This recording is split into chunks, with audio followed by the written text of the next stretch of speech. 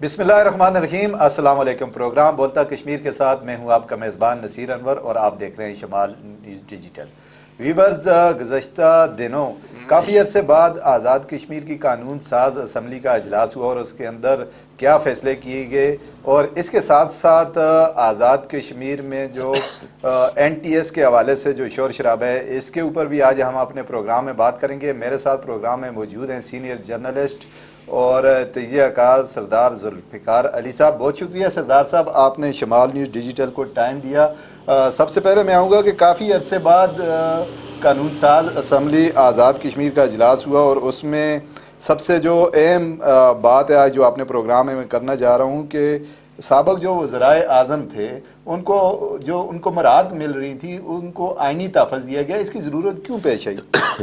بہت شکریہ نصیر انور صاحب، میں آپ کا شکر گزار ہوں۔ جتنے عرصے بعد اسمبلی کا اجلاس ہوا ہے، اتنے ہی عرصے کے بعد آپ نے بھی مجھے موقع دیا ہے شمال ڈیجیٹل میں۔ مجھے لگتا ہے کہیں سے اجازت لینی تھی جو شاید آپ کو مل گئی ہے، تو بہرحال مبارک ہو آپ کو۔ میں یہ کہوں گا کہ ہم تو کوشش کرتے رہتے ہیں لیکن آپ زیادہ مصروف رہتے ہیں۔ یقیناً چونکہ مائک آپ کے پاس ہے، چینل آپ کے پاس ہے، تو آپ جو بھی کہیں گے میں اس کو قبول کر لوں گا، لیکن آپ نے بلایا خاصے عرصے بعد ہے۔ دوسری جو گزارش ہے وہ یہ تھی، آپ نے جو کہا کہ آپ دیکھیں مہاجرین کی نشستیں تھیں آزاد کشمیر میں، آزاد کشمیر کے آئین میں ان کا وجود ہی نہیں تھا، ایسے ہی سلسلہ چلتا رہا، اور 13ویں ترمیم میں جا کے ان کو جو ہے پھر باقاعدہ تحفظ دیا گیا۔ اسی طریقہ کار کے تحت جو سابق وزرائے اعظم ہیں ان کو جو مراعات دی جاتی تھیں ان کو ابھی آئینی تحفظ جو ہے دے دیا گیا ہے۔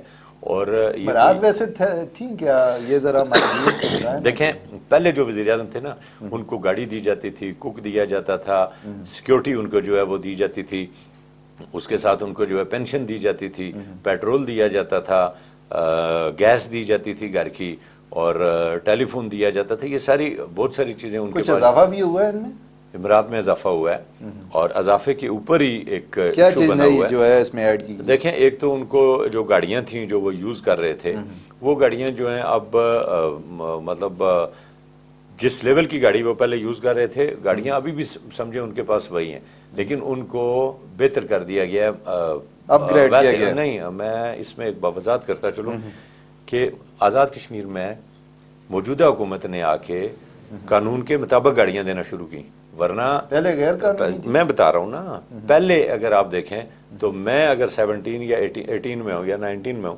میں اگر 1300 سی سی میں چلا سکتا ہوں تو میں تو اس وقت جو ہے 2200 سی سی چلا رہا تھا۔ تو یہی صورتحال جو ہے سابق وزرائے اعظم کی بھی تھی، وہ یہ تھی کہ کسی کے پاس کسی قانون کے تحت کوئی چیز نہیں تھی، کتنے عرصے بعد وہ گاڑی لیں گے یہ بھی نہیں تھی، مرمتی ان کی کتنے عرصے کے بعد ہوگی یہ بھی نہیں تھی۔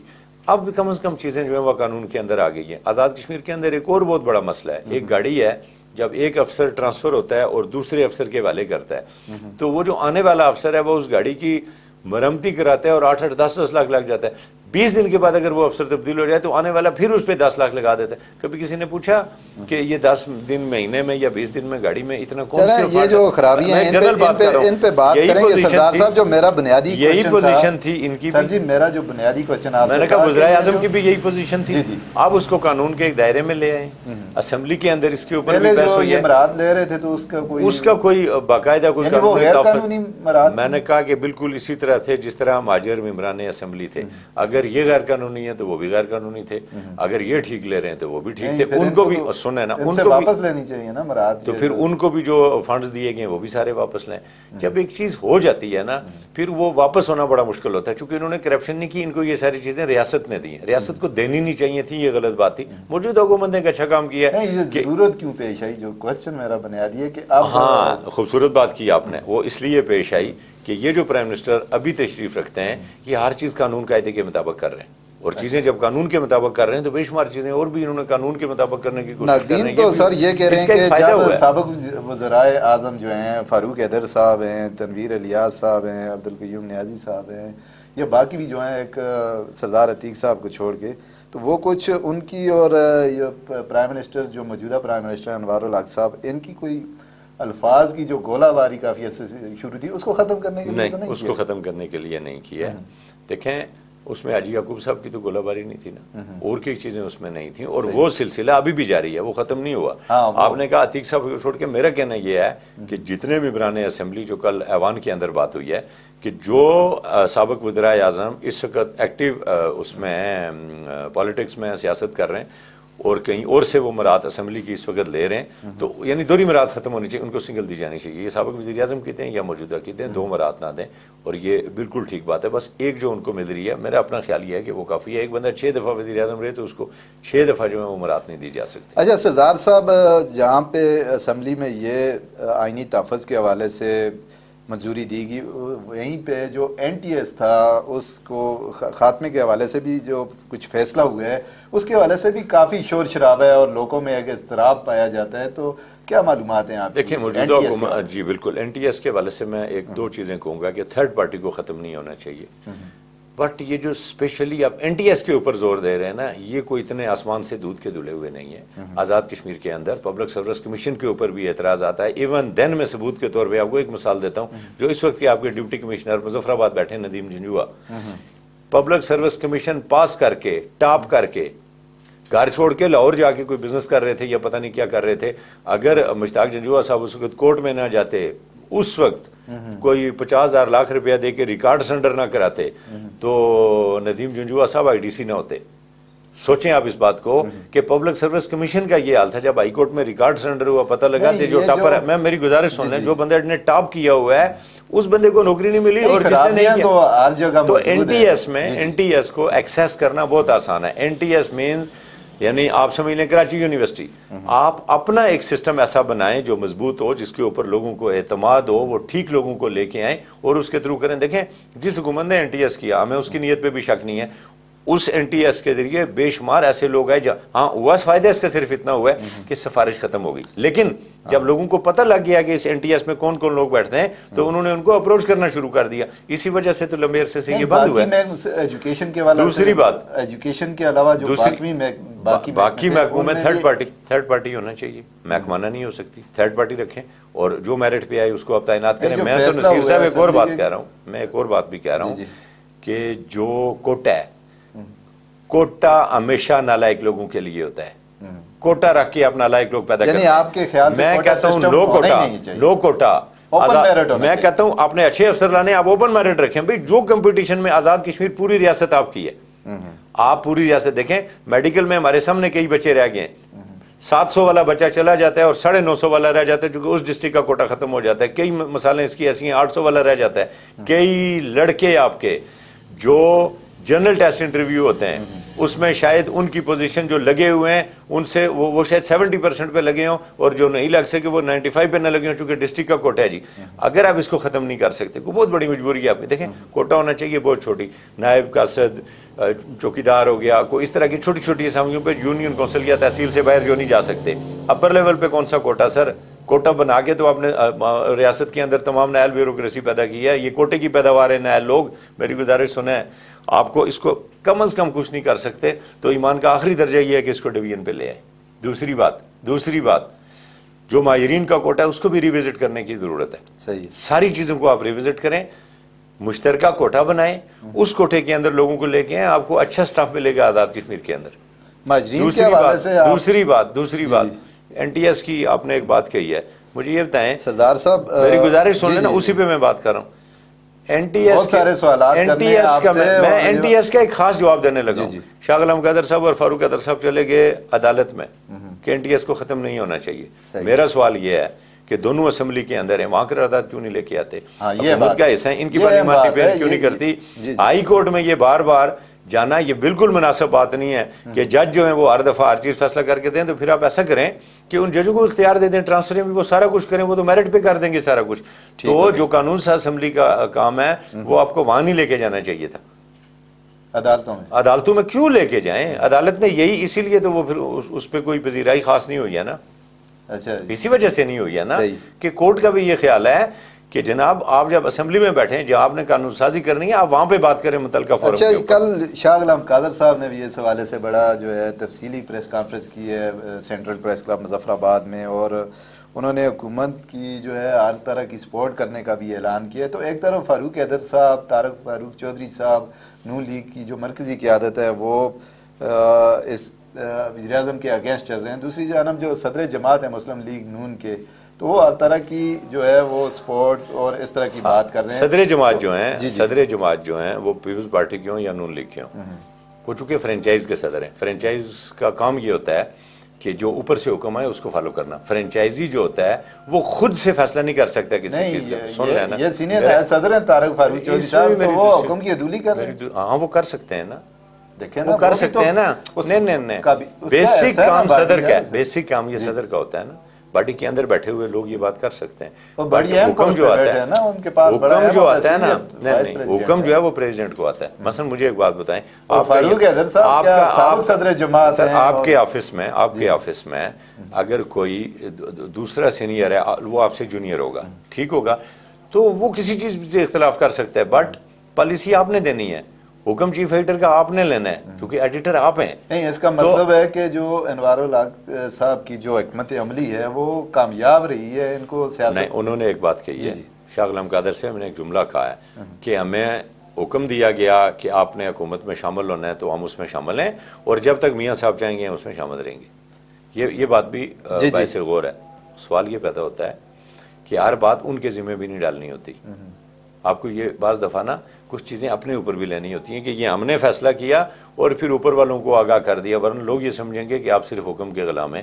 ریاست کے لیے یہ گفتگو کوئی بہت مناسب بات نہیں ہے. میں نہیں سمجھتا کہ انہوں نے کوئی یہ بہت مناسب بات کی ہے کہ میاں صاحب جب تک چاہیں گے ہم حکومت میں رہیں گے. مطلب ان کو ریاست کے مفاد کو کوئی خیال نہیں ہے, ان کو صرف میاں صاحب کے مفاد کا خیال ہے. میاں نواز شریف نے آ کے یہاں لوگوں کو سارا کچھ دینا, بھائی وہ تو اقتدار کے لیے آپ ان کے ساتھ جڑے ہوئے ہیں, ورنہ آپ لوگ تو مسلم کانفرنس میں تھے, وہاں آپ کیوں چھوڑ کے گئے مسلم اقتدار سے. تو دیکھیں اس وقت جو ہے اگر ان کی پارٹی اقتدار میں ہے, ان کے کچھ اراکین جو ہیں وہ ممبران اسمبلی, ان کو وزارتیں ملی ہوئی ہیں. شاہ غلام قادر صاحب بھی بظاہر جو ہیں اقتدار سے باہر ہیں, فاروق حیدر صاحب بھی اور طارق فاروق چودھری صاحب بھی یہ اقتدار سے باہر ہیں, اور ان کی پالیسی اپنی ہے اور شاہ غلام قادر صاحب کی اپنی. کچھ لوگ جو ہے یہ ایک پیج پہ نہیں ہے, کچھ لوگ جو ہے نا وہ اقتدار سے باہر ہو کے بھی اقتدار کے اندر ہوتے ہیں, اور کچھ لوگ جو ہیں وہ اقتدار کے اندر ہو کے بھی اقتدار سے باہر ہوتے ہیں. میں اگر اس لمبی ڈیٹیل میں جاؤں گا تو پھر میں چوئی مجید صاحب کو جس کو بیٹا ہے اس کو کیا وزارت ملی ہوئی ہے, پھر چوئی یاسین صاحب کہنے کا مقصد ہے اشفاق ظفر صاحب اقتدار سے باہر ہیں اور انہوں نے ملاقات بھی کی ہے اس دن. کچھ اس حوالے سے بھی بڑی خبریں چل رہی ہیں. نہیں, یہ جماعتوں کے اندر اندرونی اختلافات تو ہوتے ہیں نا. جس دن وزیر اعظم کی اور نہیں جس دن پیپل پارٹی کے میری گزارش سن لینا, میں اسی کا جواب دے رہا ہوں. جس دن وزیر اعظم کے خلاف فاروق حیدر صاحب نے بات کی, ساری وزیر اعظم نے ان کے خلاف بات کی, اگلے دن مشتاق بن ناز صاحب وزیر اعظم سے پہلی دفعہ ملے ہیں جو پچھلے 10 سال میں نہیں ملے تھے. انہوں نے بھی ایک میسیج دیا ہے کہ ہم فاروق حیدر کے اس کے خلاف ہوں, لیکن ایک چیز یاد رکھیں, اگر نون لیگ نے آزاد کشمیر میں کامیابی حاصل کرنی ہے تو ان کو یا اکٹھے رہنا ہوگا یا جماعت بدلنی ہوگی. باہر سے کبھی آپ کو اتنا خطرہ نہیں ہوتا جتنا اندر سے ہوتا ہے. آپس میں یہ صلح کریں گے تو ان کو پاور ملے گا, لوگوں میں عزت ہوگی. اگر آپس میں اسی طرح لڑتے رہیں گے تو فاروق حیدر کو بھی فتح نہیں کیا جا سکتا, نہ فتح مشتاق بن ناز کو کیا جا سکتا. اچھا سردار صاحب اس حوالے سے صلح صفائی سے بات کریں, میرے ذرائع سنیں نا, یہ آپس میں لڑ رہے ہیں تو لوگوں کے مفاد کے لیے یہ کیوں نہیں لڑ رہے؟ میرے جو ذرائع ہیں سردار صاحب, جو آپ ماشاءاللہ ہمیشہ اندر کی خبر رکھتے ہیں, میرے خیال سے جو مسلم لیگ نون کی آزاد کشمیر کی قیادت ہے اس کو یہ کچھ خوش فہمی ہے میرے خیال سے کہ جو آئندہ الیکشن ہونے جا رہے ہیں پاکستان میں, اس میں مسلم لیگ نون جو ہے وہ آ رہی ہے.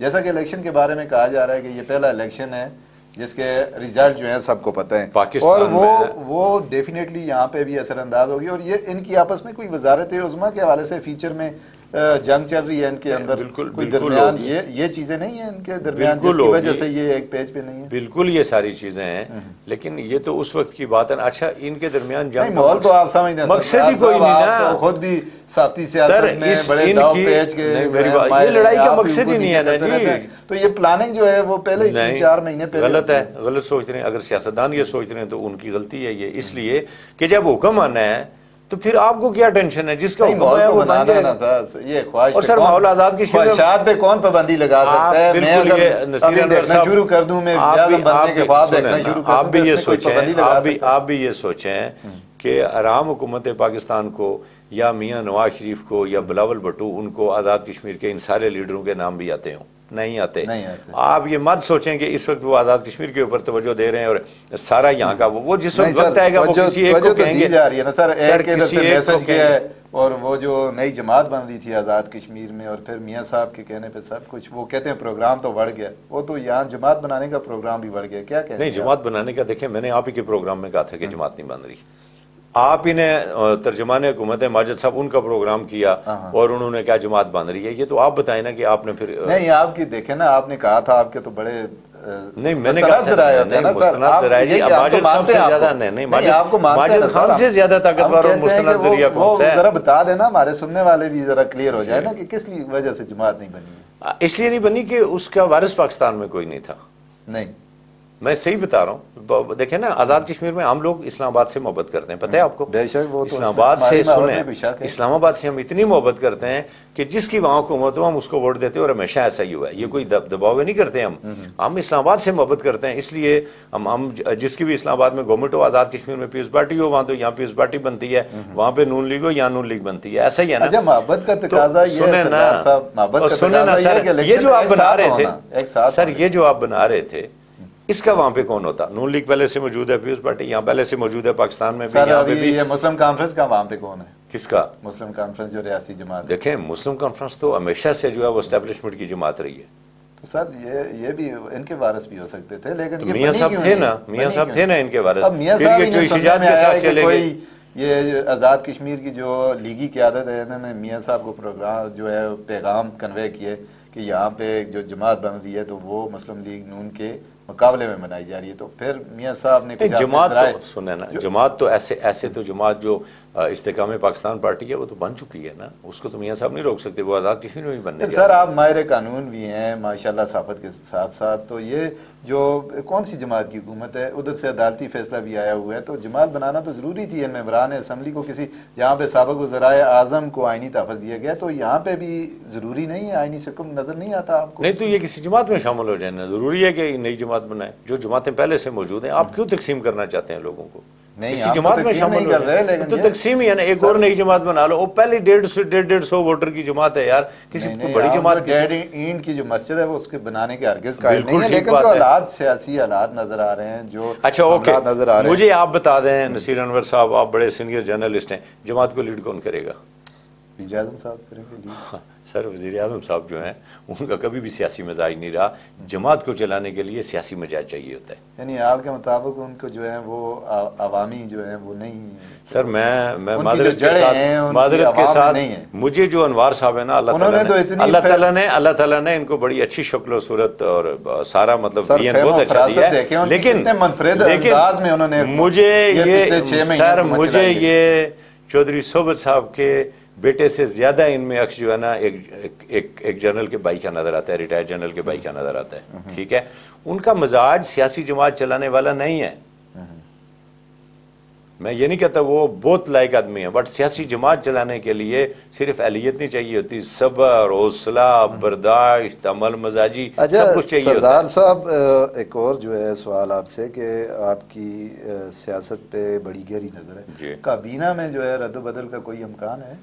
کابینہ میں فوری طور پہ کوئی رد عمل نہیں ہوگا, رد و بدل نہیں ہوگا, تاہم کوشش کی جا رہی ہے. اب دیکھنا یہ ہے کہ جو نئے ایک دو جو خواتین انہوں نے وزراء بنائی تھی ان کو کون سے ڈپارٹمنٹ دیتے ہیں, اس کے اوپر شاید کچھ چیزیں اوپر نیچے ہو جائیں, لیکن فوری طور پہ کوئی ایسا بڑا رد عمل یہ کر نظر نہیں آ رہا ہے مجھے. نہیں, جو یہ اتحادی جماعتیں ہیں حکومت میں شامل ہیں, ان کی اندرون خانہ کوئی کوشش تو جاری ہے کہ کوئی سر اندرون خانہ 6 مہینے لگا کے ان کو مشکل سے وزارت نہیں, اب تو مل گئی ہیں نا, اب مل گئی ہیں, تو اب اگلے 6 مہینے لگیں گے چینج کرنے میں بھی کچھ. اچھا سر, زکوٰۃ کے حوالے سے کیا کہیں گے؟ جو وزیر اعظم کی پالیسی ہے اس سے پر آپ کا کیا موقف ہے؟ جو زکوٰۃ کے ملازمین جو ختم, بہت اچھا کام ہے. انہوں نے کہا کہ جو ریٹائر ہوتا جائے گا اس کی جگہ نیا بھرتی نہیں کریں گے. اس کی وجہ یہ ہے, مطلب تو نظام کیسے چلے گا؟ میں بتا رہا ہوں نا, زکوٰۃ کا تو ملازم میں تو کہتا ہوں ہونا ہی نہیں چاہیے, ایک بھی ملازم نہ ہو, یہ چل جائے گا. زکوٰۃ کا نظام میں بتا رہا ہوں, آپ صرف سروے کریں, کوئی کسی سے سروے کرا لیں, سروے ہو گیا, مستحقین آ گئے, مستحقین آ گئے آپ کے پاس, فہرست آ گئی مستحقین کی آپ کے پاس. نہیں, میری گزارش سن لینا, میں BISP پہ بھی یقین نہیں کرتا. میں اس کو لیکن تھوڑی بہت خرابی ہوں گی، لیکن سروے تھوڑی نہیں بہت زیادہ خرابی نہیں، ڈیٹا تو ہے، میں ان کے آپ بے شک کہیں، لیکن میں ان کے سروے کو میری نظر میں وہ سروے بھی ٹیلی نہ رہا ہے، نہیں ہے وہ صحیح، میں کلیئر آپ کو بتا رہا ہوں نہیں ہے صحیح. ہمارے پاس سینکڑوں ثبوت ہیں اس کے، لیکن سروے وہ ہوتا ہے جس میں اب آپ کے آگے ہیں لوکل باڈیز آ گئی ہیں، آپ ان کے تھرو کیوں نہیں سروے کرا لیتے ایک دفعہ کون غریب ہے کون نہیں ہے، کلیئر نہیں چڑھے گا سر. قانون ٹھیک ہو، کچھ غلط نہیں ہوتا، میری گزارش سن لیں. یہ جو ختم کر رہے ہیں، میں جو کہہ رہا تھا سر زکوٰۃ سے میں بتا رہا ہوں گھروں کے چولہے جل رہے ہیں، تو یہی میں عرض کر رہا تھا، نہیں مل رہی نا میں عرض کر رہا تھا یہی زکوٰۃ کا محکمہ بنایا تھا. جب یہ محکمہ بنا تھا نا تو کہا گیا تھا کہ غربت ختم ہو جائے، اس سے غربت بڑھ گئی. آپ لوگوں کو دھکے دے کے 500,000 روپیہ 3 مہینے بعد دے، اس کے لیے محکمہ بنا ہوا ہے. 75% محکمے کے اوپر خرچ ہو رہا ہے، اور باقی جو بچا ہوا پیسہ ہے اس میں بھی کرپشن ہو رہی ہے. سر آپ چھوڑ دیں سارا کچھ، اے جی آفس میں جیسے پینشن جا رہی ہے، اے جی آفس میں ان کو لسٹیں دیں، وہاں سے ان کے اکاؤنٹ میں پیسے ٹرانسفر کریں. اس کا مطلب ہے آپ وزیر اعظم کی جو پالیسی ہے اس کی زکوٰۃ کے حوالے سے اس سے متفق ہیں؟ میں 100% متفق ہوں. میں تو کہتا ہوں زکوٰۃ میں بہت سارے لوگ جو ہیں دیکھ لیں، یہ بدوائیں نہ دیں لوگ آپ کس کو، آپ ہی متفق ہوتے ہیں اور ان کو سپورٹ کر رہے ہیں. میں زکوٰۃ یہ جو ملازمین ہیں کدھر جائیں گے، جو اور سر جو ریٹائر ہوتے رہیں گے بس ٹھیک ہے نا، نئے زکوٰۃ ہی میں بھرتی کرنے ہیں آپ نے، وہ خدا کا خوف کریں سر. یہ زکوٰۃ غریب لوگوں کے لیے ہے، وہاں سے آپ گریڈ 20 کے افسر پال رہے ہیں، ان کی گاڑیاں چل رہی ہیں، ان کا پیٹرول چل رہا ہے، ان کا ڈیزل چل رہا ہے. ایک غریب آدمی کے گھر میں نصیر صاحب چولہا نہیں چل رہا، اور ادھر گریڈ 20 اور 21 کا افسر جو ہے اس کی ڈیزل چل رہے ہیں. وہ سرینا میں سنیں نا، وہ میں ان کی بات کر رہا ہوں، وہ کبھی سرینا میں بیٹھے، کبھی میریٹ میں بیٹھے، کبھی کی ان کے کھانے ان کے ہمارے پروگرام کا جو وقت ہے ناظرین وہ ختم ہو گیا ہے، اور انشاءاللہ ہم اگلے پروگرام میں مختلف ایشو پر پھر بات کریں گے. آج کے لیے اتنے ہی. اپنے میزبان نصیر انور کو دیجیے اجازت. اللہ نے کے بعد.